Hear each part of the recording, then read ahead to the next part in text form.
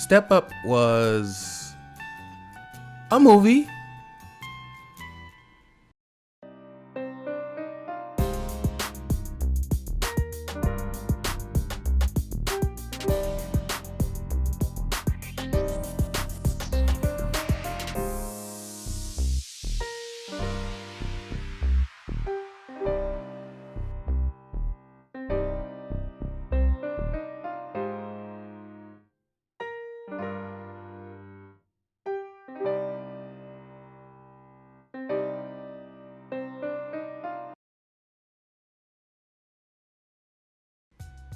I love movies.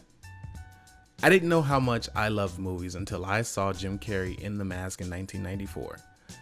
It wasn't until I met my first mentor as a sophomore in high school that I knew I was a cinephile. It was then that I realized that that was what I wanted to do with my life. I wanted to bring movies to life and even act or voice act in a few.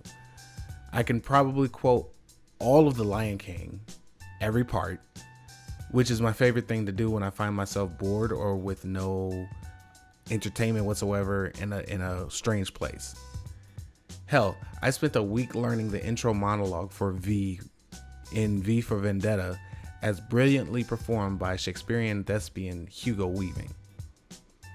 Any movie I've ever seen, I could probably quote most of, if not all of it.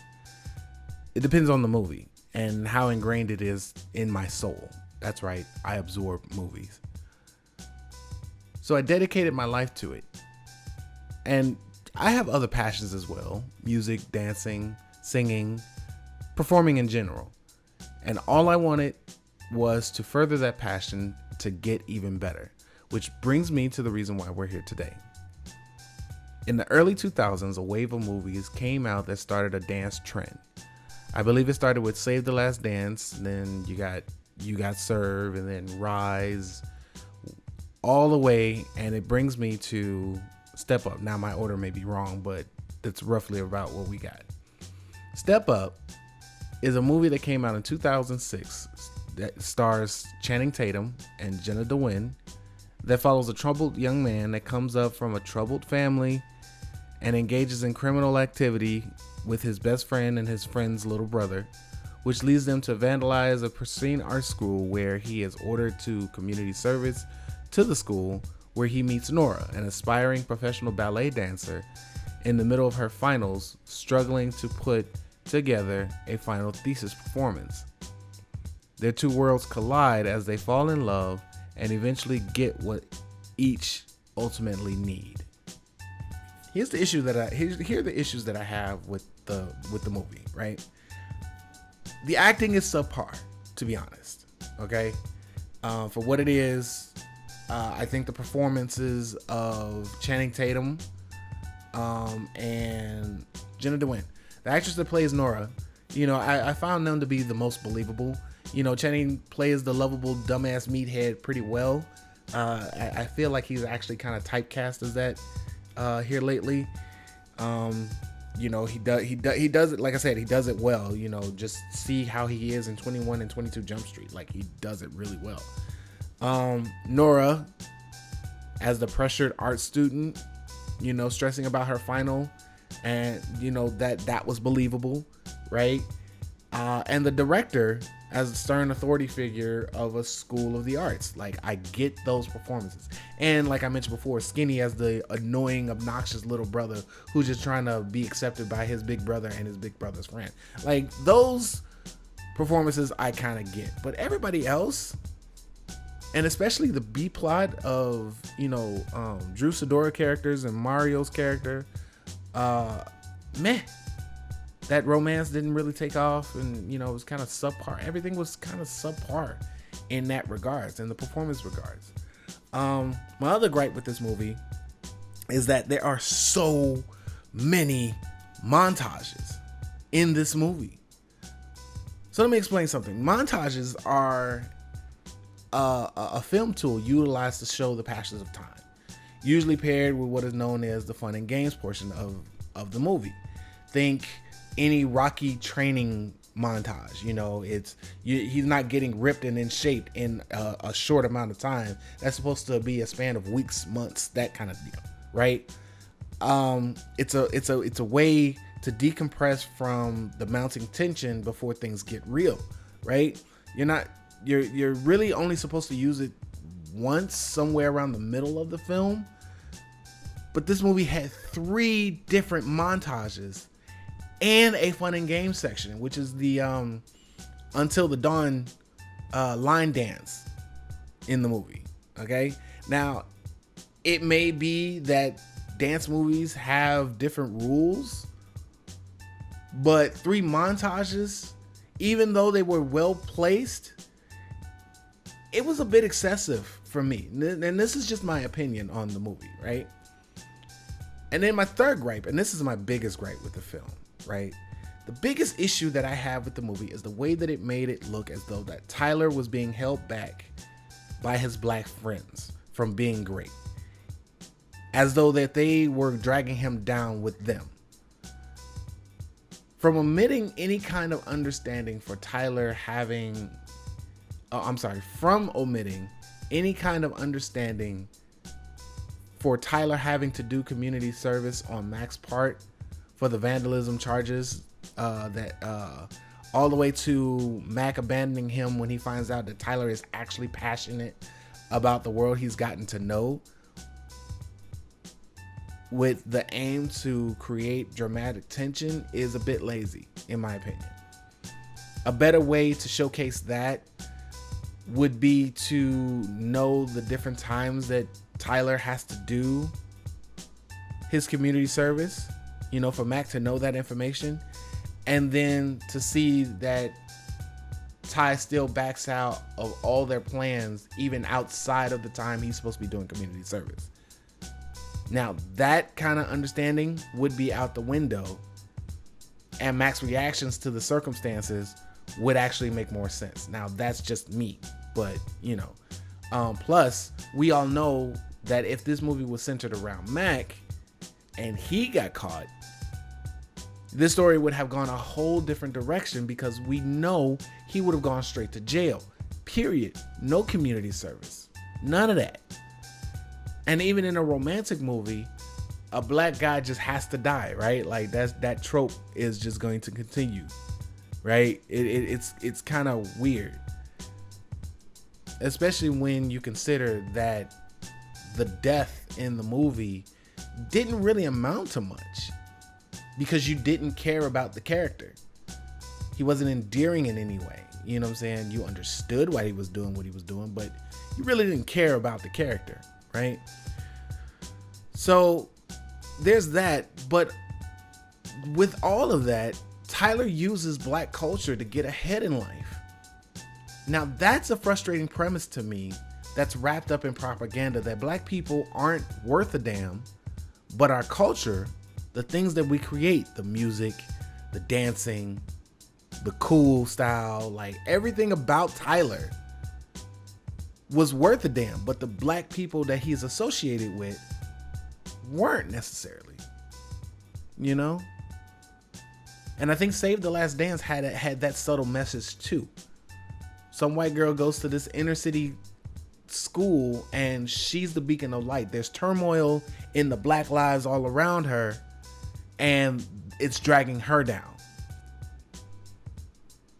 Now, I can't say that was intentional, but as a writer and a film enthusiast myself, I can't help but think that was on purpose, either from the writing perspective or the director made it that way and made those changes. Also, as far as character growth goes, in terms of the hero story, the hero's journey, there were no real stakes for Tyler. Not really. What? He does community service, or he has to stay in the life that he's in. He's chose the life twice in the movie. He's accepted that life twice in the movie. That's not a real stake to me. He didn't lose anything throughout the film to make him better, but he kept gaining stuff. Second chances after second chances. The fact that he never went to jail. You know what I'm saying? He didn't lose anything. So in terms of growth, yeah, I suppose Tyler changed. He found something that he wanted and he shot for it, but that's only because he had to learn to occupy the new spaces that he often found himself in. So, it wasn't a believable cycle to me, I guess. I don't know. It just didn't feel real. But the movie's not all bad. Okay, I know I'm shitting on it a lot, but it's not all bad. For example, one of the things that I loved the music. The soundtrack, the score to this film is amazing. I don't care what nobody says. This is my opinion. The eclectic mix of classical and hip hop is just such a pleasing sound to the ear because they complement each other so well. Like pieces to a puzzle that just fit. Or like peanut butter and chocolate. It's just so damn good. Right? For instance, using Anthony Hamilton's Dear Life during the all is lost moment. When Tyler loses everything and Nora loses everything, and that whole montage. I think that was montage number 2. But using that song specifically really hit home for me. The song has a line, "I became somebody through loving you," which is Tyler's whole thing. He was nothing before he met Nora. Then he met Nora, and he all of a sudden became something. You know what I'm saying? Something worthwhile. There's something to it, right? What else did I like about the I have to say, the love ballad "You Must Be" by Gina Renee feels like a summer's breath, and probably the best track on the album. Like I don't know, as far as ballads go, like it's a beautiful ballad. It feels like a summer's day, and it was very well placed in the movie, and then don't forget the absolute banger that is Sierra's "Get Up," that plays at the end of the film. The soundtrack is dope, and there's a couple of other songs on there that you should really give a listen to. The other thing that I liked is that the dancing was actually decent. Unlike Save the Last Dance, the central cast of characters could actually dance, right? I believe that these were trained people, trained ballerinas, trained dancers. Nothing seemed out of place. Nothing seemed too stiff in the sense that, they just learned this for the movie. They actually seemed like, they could dance, right? And then the final dance sequence, which I really liked, was particularly enthralling to me because if you look at it closely, it's the entire movie in interpretive dance form. So you got the whole movie in about 3.5 minutes, which was pretty dope to me. And the last thing though, is that, this movie, as much as I hate to say it, it has the charm. It has a certain charm to it. I started this review with every intent on shitting on it when I reviewed it from the eyes of society that I have now. But if you can get past the whitewashing of a lot of stuff, if you can ignore that and sit that aside, which in 2021 I admit is really hard, there's an awkward charm to Step Up, right? Ultimately, yeah, it's about a white guy using black culture to get ahead in life, and he gains so much more, which is, now that I think about it, which is basically 8 Mile as well.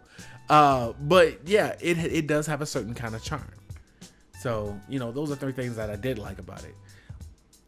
All in all, going to film school, I learned that there are 3 kinds of movies, right?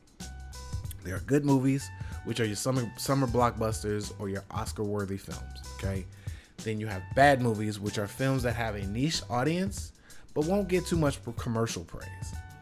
And then there are non-movies, films that will never see the inside of a theater, that you might as well say they're straight to DVD, bargain bin kind of films, right? And that's the scale on which I'm judging these movies by, right? And Step Up was a good, bad movie. It's not going to win any awards. It hasn't won any awards. But it has an audience and it has a following. And in my opinion, it's the best one in a franchise that didn't need a franchise. Don't even get me started. So those are my thoughts on the film. Give it a rewatch if it's been a while. If nothing else, check it out as a masterclass on use of music in your films for your soundtracks, you know.